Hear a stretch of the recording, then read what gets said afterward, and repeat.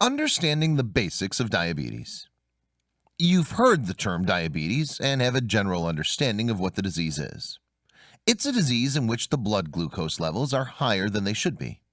Special note, glucose also means sugar. The condition develops because the sugar cannot get into the cells, which means they starve for sugar. Think of it as a person being around all the good food, but the mouth is sewn shut and they're unable to eat. Pretty much the same thing.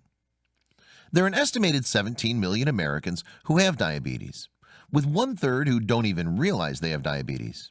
That's a real problem. After all, diabetes can lead to an array of health problems, including but not limited to blindness, heart disease, kidney failure, and amputations in the lower extremities. Think toes, feet, and legs. In just the US, diabetes is the 6th leading cause of death, and that's because most have developed heart disease. A person with diabetes has the same risk of having a heart attack as a person who's already had one. This is why diabetics are advised to speak with their physicians and follow their physician's advice at all times. They must get regular checkups and have their cholesterol and blood pressure monitored often. Using tobacco also increases the risk of heart attacks in diabetics, which is why diabetics are urged to quit smoking or doing chewing tobacco.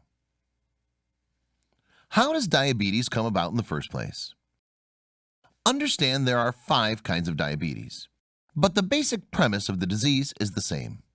Whatever type of diabetes a person has, the key role for the development is that the body cannot produce or use glucose effectively. When this happens, it causes the body's blood sugar levels to rise and stay above the normal range. There are 3 things you should understand.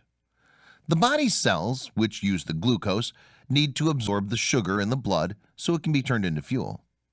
The insulin, produced by the ever-important pancreas organ, will let the sugar get into the cells. The glucose that's broken down for food, liver, or muscles is known as glycogen. Consider diabetes as being your car's locking gas cap. If you understand the way this cap works, you have a good idea of how diabetes works.